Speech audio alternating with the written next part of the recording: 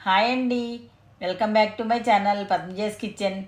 ఈరోజు అమ్మమ్మల కాలం నుంచి చేసే గుమ్మడికాయ దప్పడం ఎలా చేయాలో చూపిస్తున్నానండి. ఈ గుమ్మడికాయ దప్పడాన్ని వేడి వేడి అన్నంలో తిన్నారంటే రుచి అదిరిపోతుంది. ఈ దప్పడాన్ని సింపుల్గా టేస్టీగా ఎలా చేయాలో చూద్దామా? ముందుగా గుమ్మడికాయని కడిగి 2 ముక్కలుగా కట్ చేసుకుని లోపల ఉన్న గింజల్ని తీసివేయండి. తర్వాత వీటిని చిన్న ముక్కలుగా కట్ చేసి పై తొక్కను పీల్ చేసి ఈ విధంగా ముక్కలుగా కట్ చేసుకోండి.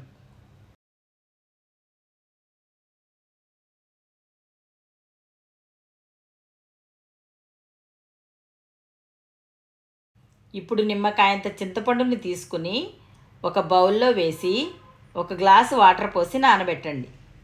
ఇప్పుడు స్టవ్ పై ప్యాన్ పెట్టుకుని 2 గిన్నెలు ఆయిల్ వేసుకుని దానిలో 1 స్పూన్ ఆవాలు, 1 స్పూన్ జీలకర్ర, 10 నుంచి 12 ఒలిచి పెట్టుకున్న వెల్లుల్లి రెబ్బలు వేసుకుని వాటిని కలుపుతూ వేయించండి. ఇప్పుడు పెద్ద ఆనియన్ని కట్ చేసిన ముక్కలు, 2 కట్ చేసిన పచ్చిమిర్చి ముక్కలు, కొంచెం కరివేపాకు వేసి ఉల్లిపాయలు కొంచెం మగ్గే వరకు వేయించండి.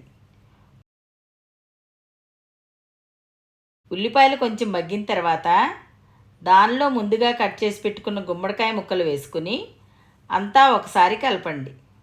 ఇప్పుడు దీనిలో 2 స్పూన్ సాల్టు, 1/2 స్పూన్ పసుపు వేసి కూరంతా ఒకసారి బాగా కలుపుకొని మూత పెట్టి లో ఫ్లేమ్లో బాగా మగ్గనివ్వండి. ఇప్పుడు మూత తీసి ఒకసారి కలపండి. చూశారుగా, గుమ్మడి ముక్కలు ఆయిల్లో చక్కగా మగ్గిపోయాయి.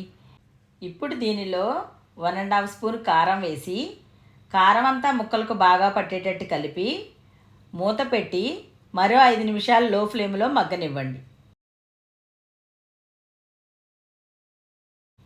ఇప్పుడు మూత తీసి చూడండి, ఉప్పు కారం ముక్కలకు పట్టి గుమ్మడికాయ ముక్కలు చక్కగా ఉడికిపోయాయి.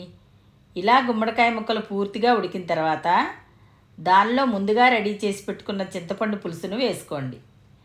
ఇది పులుసు కూర కాబట్టి దీంతో పాటు ఇంకో గ్లాసు వాటర్ కూడా యాడ్ చేసుకోండి. ఇప్పుడు కూర అంతా కలిపి 5 నిమిషాలు మరిగించండి. కూర ఇలా మరుగుతున్నప్పుడు దానిలో తగినంత బెల్లం వేసుకోండి. బెల్లం వేసినాక ఒకసారి కలిపి మరికొంతసేపు మరిగించండి. గుమ్మడికాయ పులుసు తీయగా ఉంటేనే దాని రుచి బాగుంటుందండి.